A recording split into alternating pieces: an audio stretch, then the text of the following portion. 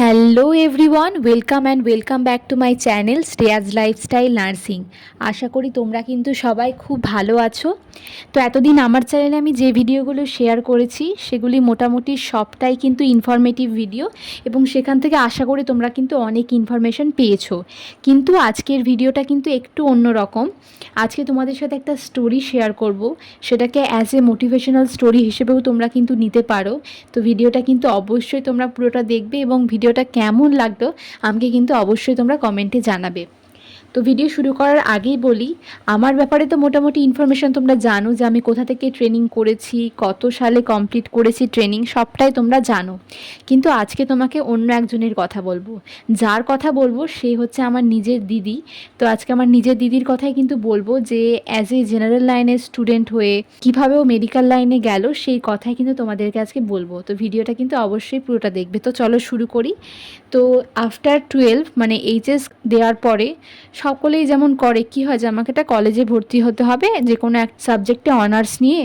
তো ও কিন্তু তাই করেছিল, তো কলেজেই ভর্তি হয়েছিল, আর সেরকম কোনো গাইডেন্সও ছিল না সঠিক। এডুকেশন অনার্স নিয়ে কিন্তু ভর্তি হয়েছিল, এবং গ্র্যাজুয়েশন কমপ্লিট করার পর আর সবাই যেমন ভাবে যে না এবার আমাকে একটা কোর্স করতে হবে, যাই হোক চাকরি বাকরি করতে হবে। তো ও কিন্তু বিএড কোর্সটা করেছিল 2 বছরের, তোমরা জানো। কিন্তু বর্তমানে আমাদের ওয়েস্ট বেঙ্গলের যা কন্ডিশান, প্রাইমারি টেট বলো, এসএসসি বলো, মানে চাকরি পাওয়াটা বিশাল একটা ভাগ্যের ব্যাপার। বিএড কমপ্লিট করার পরে কিন্তু ও বাড়িতেই ছিল, বাড়িতে টিউশনই করাতো। আর তখন কিন্তু আমি থাকতাম জঙ্গিপুরে, তখন আমার অলরেডি ট্রেনিং চলছে, জিএনএম ট্রেনিংটা চলছে। তো আমি ওকে হঠাৎ একদিন বললাম যে তুই এএনএম জিএনএম এন্ট্রান্সটা কিন্তু দে। কিন্তু ওর খুব একটা ইচ্ছে ছিল না এই লাইনে, কিন্তু ওর খুব একটা ইচ্ছে ছিল না বলে ও খুব একটা বেশি পাত্তা দেয়নি। তো যাই হোক, তারপরে ও কিন্তু ফর্মটা ফিল আপ করলো এবং কিন্তু এক্সামটা দিল, কিন্তু কোনো প্রিপারেশন কিন্তু সেরকমভাবে নেয়নি। আর 2021 থেকে তোমরা জানো এন্ট্রান্সটা চালু হয়েছে, এবং 2021-এ কিন্তু পরীক্ষা হয়েছিল 65-তে। তো 2021-এ কিন্তু এক্সামটা দেয়, এবং তখন ওর স্কোর খুব একটা ভালো হয়নি, যেহেতু কোনো প্রিপারেশনই ছিল না। ও কিন্তু 24 মতো স্কোর কিন্তু পেয়েছিল। আর 24-এ তোমরা জানোই যে কিছুই হবে না, তো সেই সময় কিন্তু ও চান্স পায়নি।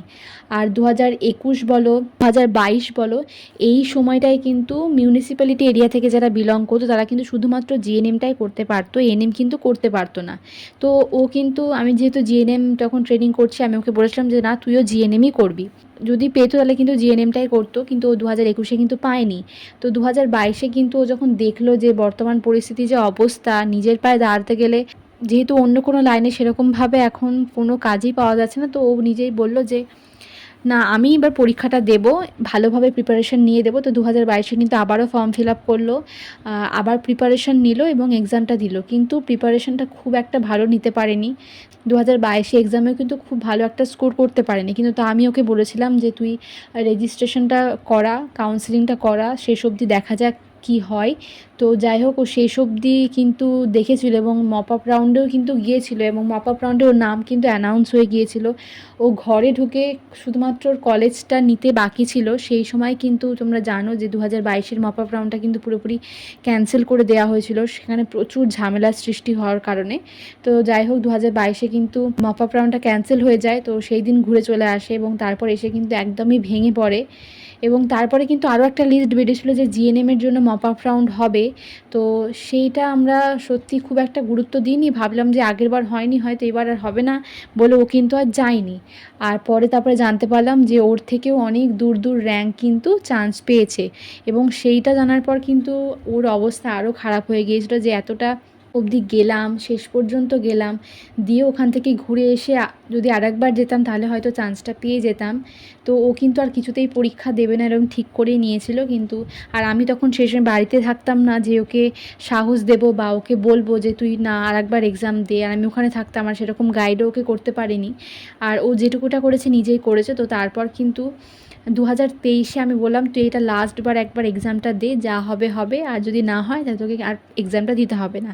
তো 2023-এ কিন্তু ও আরও একবার এক্সামটা দেয়, এবং সেইবার কিন্তু খুব খুব পরিশ্রম করেছিল, মানে খুবই পরিশ্রম করেছিল। এবং তারপর কিন্তু 2023-এ তোমরা জানো যে পরীক্ষার যে প্রশ্নটা সেটাও কিন্তু খুব কঠিন হয়েছিল, এবং 2023-এ কিন্তু ও স্কোর করে কিন্তু 62, এবং ওর এএনএমে র্যাঙ্ক হয়েছিল 1600 মতো, আর জিএনএমে র্যাঙ্ক হয়েছিল 1752 এরকম। তো বুঝতেই পারছো যে র্যাঙ্কটাও কিন্তু খুব ভালো এসেছিলো, এবং তো আমরা জানতাম যে ও চান্স পেয়ে যাবে। এবং যেহেতু 2021 থেকেই ঠিক ছিল যে ও জিএনএমই করবে, 2022এও যেহেতু ঠিক ছিল জিএনএম করবে, তো 2023এও যখন এক্সামের জন্য পড়ছিল তখনও কিন্তু ঠিক ছিল জিএনএম করবে। যেহেতু আমি জিএনএম করেছি, আমি যেহেতু বিষয়গুলো একটু হলেও জানি, তো ঠিক ছিল কিন্তু জিএনএমই করবে। কিন্তু এক্সাম দেওয়ার পরে যখন রেজাল্ট আউট হলো, আমরা জানি না হঠাৎ করে কি হলো, হঠাৎ করে আমি ওকে বললাম যে তোকে জিএনএম করতে হবে না, তুই এএনএম কর। কারণ জিএনএমের কন্ডিশন তোমরা জানো যে জব পেতে গেলে কিন্তু জিএনএমে একটু ওয়েট করতে হবে। জিএনএমের কন্ডিশন নিয়ে তো আমি আগেও বলেছি তোমাদেরকে, আমি বলছি না যে জিএনএম খারাপ বা এরমটা কিছু। তো যাই হোক, ও যেহেতু জিএনএম এএনএম ও দুটোই চান্স পেতো, তো আমি বললাম যে তুই এএনএমটা কর। তো যাই হোক, ওইভাবেই কিন্তু কলেজ সাজালো। প্রথমে ও এএনএমের কলেজগুলো দিয়েছিল, তারপরেও জিএনএমের কলেজগুলো দিয়েছিল। যদি এএনএমে না হতো, কারণ এএনএমের 2023এও কিন্তু প্রচুর কম্পিটিশান, ভালো ভালো র্যাঙ্কেও কিন্তু এএনএমে চান্স পায়নি। এএনএমের কলেজগুলো সাজিয়েছিল, তারপরে কিন্তু জিএনএমের কলেজগুলো কিন্তু সাজিয়েছিল, এবং তারপর কিন্তু ফার্স্ট রাউন্ডে ও কিন্তু কলেজ পেয়ে গেল। তো ফার্স্ট রাউন্ডে কলেজ পেয়ে যাওয়ার পর সেখানে গিয়ে কিন্তু অ্যাডমিশন নিয়ে এলো, কিন্তু সেই কলেজটাও পেয়েছিল অনেকটাই দূরে, 1600 র্যাঙ্কেও কিন্তু বাড়ির কাছে কলেজ পায়নি। মানে ভাবতেই পারছো তোমরা যে কী কম্পিটিশান। তো যাই হোক, ও কিন্তু পায়নি বাড়ির কাছে, অনেকটা দূরেই পেয়েছিল। তো তারপরে কিন্তু এএনএম ট্রেনিংটা করছে। আমি এটা কিন্তু 2023-এর কথা বললাম, ও 2023-25-এর ব্যাচ। আর একটা বছর ফার্স্ট ইয়ার কমপ্লিট হয়ে গেছে, এটা কিন্তু ওর সেকেন্ড ইয়ার চলছে। তো শুধুমাত্র আমার দিদি কোন এনটিএস থেকে এএনএম ট্রেনিংটা করছে সেইটা আমি তোমাদেরকে বলতে পারলাম না, সেইটা আমি তার কমপ্লিট হয়ে যাক তারপরেই বলবো। নিশ্চয়ই কিছু কারণ আছে বলেই কিন্তু আমি বলতে পারলাম না। তো তোমরা যারা আমাকে জিজ্ঞাসা করবে যে তোমার দিদি কোথা থেকে এএনএম করছে, তো আমি সেটা কিন্তু তোমাদেরকে বলতে পারবো না। অবশ্যই তার কমপ্লিট হয়ে যাক, তারপরে কিন্তু আমি তোমাদেরকে বলবো।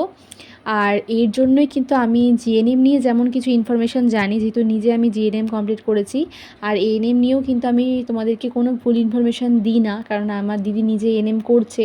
তো যাই হোক, ইনফরমেশানগুলো কিন্তু আমি জানি। তো অনেকেই বলে যে আমি মিথ্যে ইনফরমেশান দিই বা ভুল ইনফরমেশান দিই, তোমাদেরকে কিন্তু কোনো মিথ্যে ইনফরমেশান বা ভুল ইনফরমেশান দিই না, যেহেতু আমি নিজে জিএনএম করেছি এবং আমার দিদি এএনএম করছে।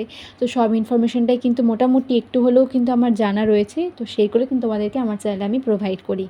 তো যদি তোমাদের ভিডিওটা ভালো লেগে থাকে অবশ্যই একটি লাইক করবে, তোমার বন্ধু বান্ধবীদের মধ্যে ভিডিওটা প্রচুর শেয়ার করো।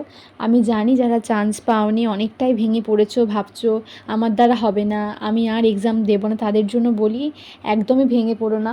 1 বছরে হয়নি তো কি হলো, দ্বিতীয়বার চেষ্টা করো, তাও না হলে তৃতীয়বারের বার নিশ্চয়ই হবে। কঠোর পরিশ্রম করো, দেখবে তুমি অবশ্যই কিন্তু চান্স পাবে। যারা চান্স পেয়েছে তারাও কিন্তু কঠোর পরিশ্রম করেই চান্স পেয়েছে। তো যারা পাওনি একদম ভেঙে পড়ো না। এই ভিডিওটা দেখে তো তোমরা বুঝতেই পারছো যে যদি ধৈর্য ধরে রাখো আর কঠোর পরিশ্রম করো তাহলে কিন্তু সবটাই সম্ভব। আরও একটা কথা বলি, তোমরা এই বছর যারা এএনএম ট্রেনিংয়ে চান্স পেলে বা যারা জিএনএম ট্রেনিংয়ে চান্স পেলে বা যারা অলরেডি এএনএম ট্রেনিং করছো বা জিএনএম ট্রেনিং করছো, তারা কিন্তু যে কোর্সটাই তোমরা করছো সেটা কিন্তু ভালো করে মন দিয়ে করো, কারণ দুটো কোর্সই কিন্তু খুব ভালো। তো যারা যে কোর্সে চান্স পেয়েছো অবশ্যই মন দিয়ে করো, আর যারা এখনও তোমরা চান্স পেলে না তোমরা কিন্তু ভালোভাবে পড়াশোনা করো, নিশ্চয়ই কিন্তু সামনে বছর চান্স পেয়ে যাবে। যদি ভিডিওটা ভালো লেগে থাকে অবশ্যই আমাকে কমেন্টে জানাবে যে তোমাদের ভিডিওটা কেমন লাগলো, আর চ্যানেলে নতুন হয়ে থাকলে অবশ্যই চ্যানেলটিকে সাবস্ক্রাইব করে পাশে থাকবে। খুব শীঘ্রই দেখা হচ্ছে তোমাদের সাথে পরের কোনো ভিডিওতে। ভিডিওটা শেষ পর্যন্ত দেখার জন্য তোমাদেরকে কিন্তু অনেক থ্যাংক ইউ।